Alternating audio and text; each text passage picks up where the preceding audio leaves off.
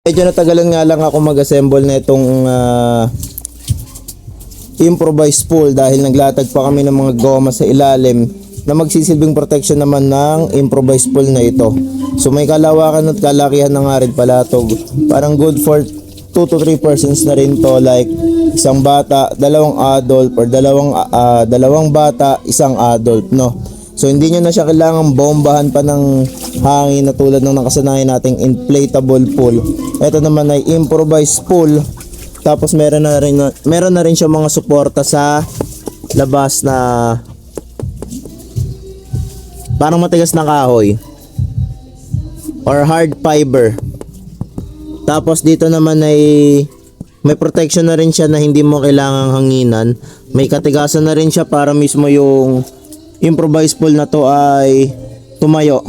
Tapos lalagyan nyo na lang din siya ng tubig. So hindi mo na kailangan magbomba ng hangin sa malaking swimming pool. Lalagyan mo na lang siya ng tubig pagkatapos mong assemblein. Lalatagan mo na lang din ng protection yung paglalagyan nyo ng ganitong improvised pool para kahit papaano medyo protektado yung ilalim niya.